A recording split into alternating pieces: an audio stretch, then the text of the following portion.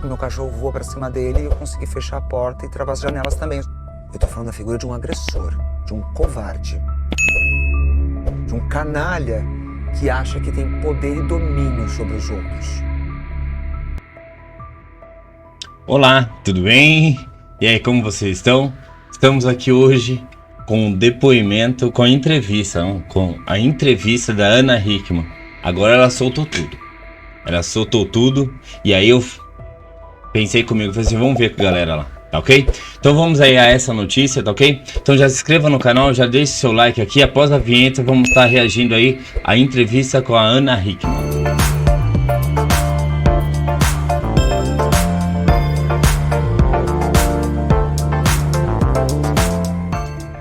Difícil reviver algumas coisas, mas agora dá pra falar sem chorar.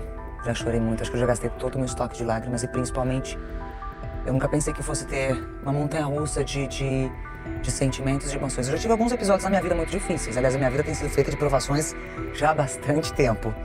E parece que isso não vai acabar tão cedo.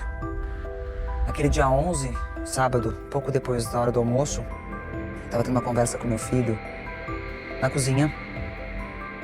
Uma conversa sobre algumas mudanças que provavelmente aconteceriam na nossa vida com relação à nossa casa, com relação a algumas coisas que ele estaria...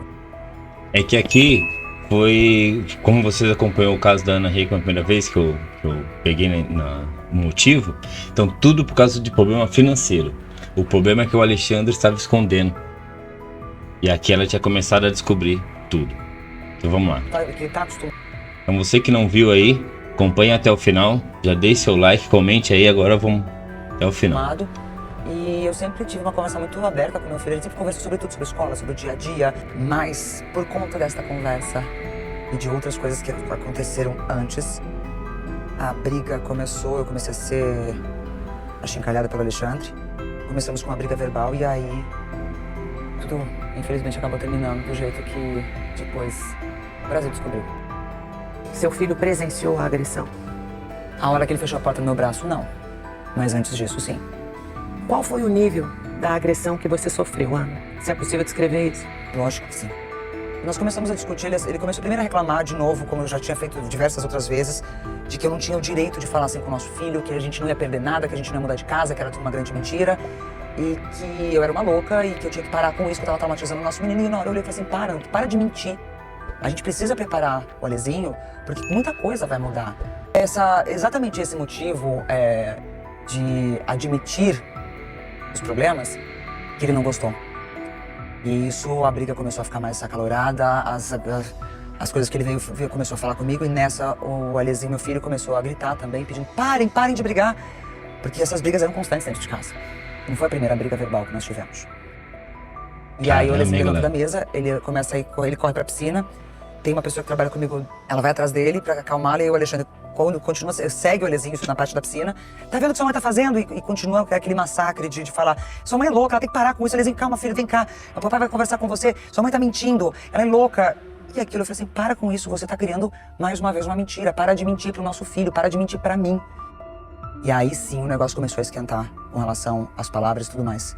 Foi onde eu pedi pra essa pessoa levá-lo pra parte de trás da casa, porque nós temos a casa, todo mundo conhece, uma casa que eu já mostrei muito em rede social, enfim. É como se fosse uma segunda casa pra toda a nossa equipe.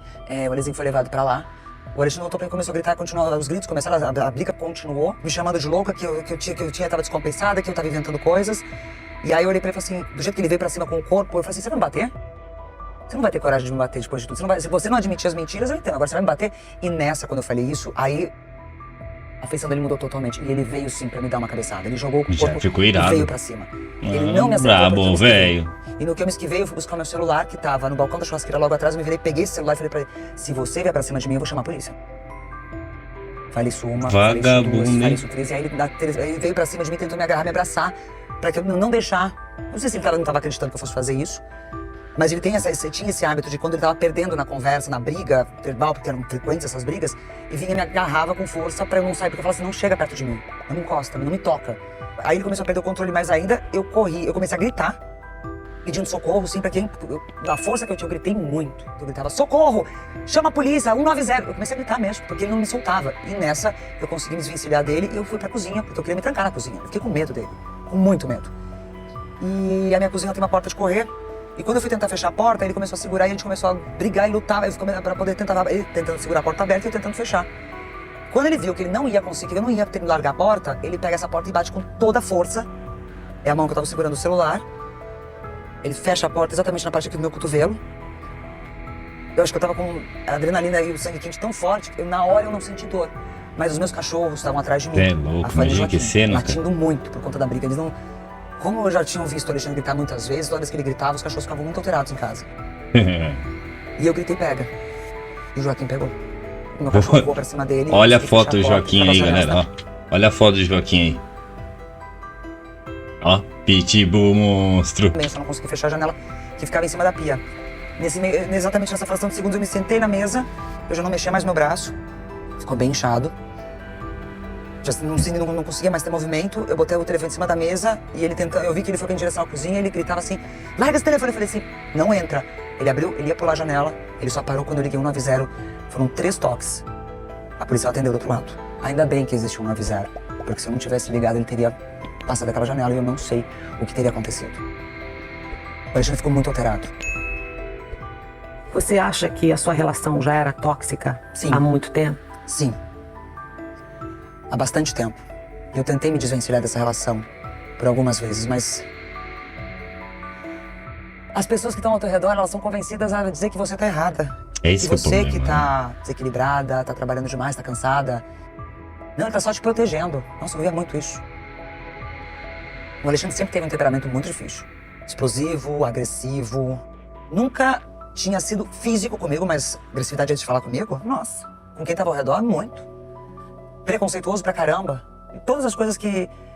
Eu acabei me acostumando a ouvir muitas coisas, as pessoas que estavam ao nosso redor também. Mas no final do ano passado isso começou a ficar pior. E aí eu fui tentar entender o que estava rolando. Só que ele não deixava transparecer e não deixava claro o que era. A não ser a partir do momento que eu no escritório começo a escutar, não, ele tá preocupado com os negócios, com as dívidas. Eu falei, poxa, você sabe o que tá acontecendo. Vou em busca Soube dessas por informações. boato, hein? Olha o que tá acontecendo, a gente é um time. Só soube Me por fala. boato. E aí foi onde eu comecei a me deparar com grandes mentiras. Mas ele dizia que estava tudo bem. Então a história das dívidas é de fato verdadeira. Existe, sim. Você sabe qual é o valor dessa dívida? Não faço a menor ideia porque eu ainda não cheguei no fundo. Ainda há coisas a serem descobertas. E o motivo de Então, eu não aquela entrevista, aquele site mostrava algo de 600 mil. Só que já ouvi outras coisas de 14 milhões aí, que ela ganha quase 1 milhão por mês, então... E o problema, galera, foi que ele escondeu tudo dela. é porque a gente sempre dividiu isso muito bem e não é novidade pra ninguém, que eu sempre deixei claro. Dentro da nossa empresa, ele era a parte de administrativo e financeiro. Eu, imagem, celebridade, criação de produtos, design, marketing. E nunca foi novidade e nós nunca... nunca tive problema com isso porque a gente saiu do zero. Nós éramos um casal lá no começo que nós construímos do zero. Eu morria de orgulho de falar isso. Morria de orgulho. Mesmo quando alguém um dia contestasse e falasse, mas por que ele é assim? Por que você atura tanta truculência? Eu me acostumei a dizer, é o jeito dele. Num determinado momento da nossa vida, eu comecei a perceber que não tinha mais amor ali. E era sim um grande negócio.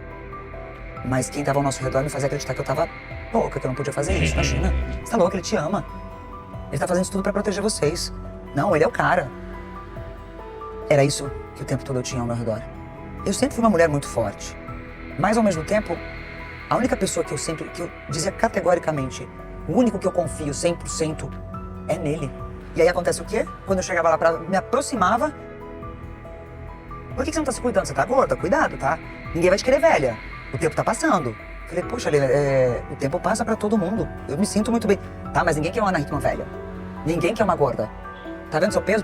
Pelo amor de Deus, presta atenção. Ele controlava a minha agenda pra qualquer coisa. Eu não tô falando só dos meus trabalhos. Ele determinava quando era o dia da academia, ele determinava quando era o médico, inclusive tava me azucrinando, me perseguindo pra parte de cirurgia plástica, porque depois que eu tive meu filho, que eu tinha que fazer isso. No dia 1º de janeiro desse ano, eu olhei pra ele e falei, chega. Eu não sou um objeto. Se você quer levar isso aqui como trabalho, eu já entendi. Marido e mulher aqui não existe mais. Tirei ele do meu quarto, tirei a aliança da minha mãe. Eu achei que as pessoas fossem perceber isso, mas acho que as pessoas estavam tão acostumadas com aquela situação toda que ninguém percebeu. E aí foi quando meu filho começou a presenciar brigas nossas, mas com mais frequência. Porque ele tinha o dom muito grande de me fazer me sentir uma merda. Desculpa o palavrão, mas era isso. Só que eu só tive a certeza que ele estava mentindo pra mim por conta da imprensa.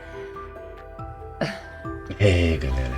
Difícil foi pra assim que eu ela. tive a certeza. E tinha Difícil. muita mentira. Naquele sábado eu olhei pra ele e falei assim, para de mentir pro nosso filho. Para de mentir pra mim. Deu, a mulher Eu não fechava aguento com o mais cara, isso. mano. Pelo amor de Deus, fala a verdade, o que tá A mulher acontecendo. E fechava aí com o foi cara, assim fechava com que isso ele. aconteceu. Dias antes, eu achei coisas no escritório que ele não esperava que eu fosse chegar mais cedo. Eu tomei atitudes ali dentro, depois das coisas que começaram a sair dos escritórios de advocacia dos bancos. Quando aquilo saiu, primeiro me machucou muito, eu me senti muito envergonhada. Falei, gente, eu trabalhei a minha vida toda, eu vim do nada, vim da roça. Então. Eu construí isso tudo, eu nunca devi nada pra E ninguém. ela é simples, né, galera? Eu Ela não é tô devendo pra simples, banco. então, imagina. Poxa vida, isso tá fácil de resolver. Por que tá chegando até aqui? Qual é? Não é vergonha alguma vender uma casa, um apartamento, resolve. Agora, não fica nisso. Só que eu comecei a achar mais coisas. E foi aí que ele não gostou. E foi aí que eu mexi onde eu não devia. Eu ainda não posso O que será que ela encontrou? entrar em detalhes, porque a investigação toda está correndo sob sigilo. O que eu posso dizer é que sim, teve uma quinta-feira que antecedeu essa situação toda, essa agressão dentro da minha casa, eu encontrei documentos, eu encontrei cheques, eu encontrei muita coisa que algumas, quando eu olhei, eu não consegui identificar para que serviam, se eram ilícitas ou ilícitas. Assinaturas que eu tenho certeza que não são minhas. Valores. Do Que eu olhei pra ele e terror. falei, não é possível. Se isso aqui passou por aqui, por que tudo isso está acontecendo? E aonde está isso? Onde foi parar esse dinheiro? E isso foi só o começo. E quando eu o questionei, o que é isso? Você não vai me explicar? Foi a primeira vez que ele começou a ficar bem agressivo comigo. Na sexta-feira seguinte, eu passei meu dia trabalhando, do jeito que eu sempre fiz. Comecei às 6 horas da manhã, quem me acompanha sabe que eu sempre fui uma apaixonada pelo meu trabalho. E lá no começo do ano eu percebi que as coisas estavam mais apertadas. Falei, bora, o meu papel é ajudar, o meu papel é trabalhar. E o faturamento realmente começou a cada vez mais forte. Falei, poxa vida, como pode? A empresa que é o pilar central, que está na mão dele, é a única que não tem custo, porque não tem nada, só entra, mas não é nada suficiente. Naquele sábado, eu acho que foi aquela ligação, foi algo que eu já tinha prometido pra mim mesmo, que se um dia acontecesse comigo, assim como aconteceu com a minha mãe, eu não deixaria levar pra adiante. Mas eu também não fazia noção que aquilo seria o pontapé inicial para muita coisa ruim aparecer.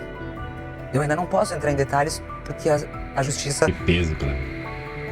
está investigando. Existe uma grande investigação de fraude, desvio, falsidade ideológica. É a única coisa que eu posso falar por enquanto. E eu tenho que esperar para saber qual é o tamanho disso tudo.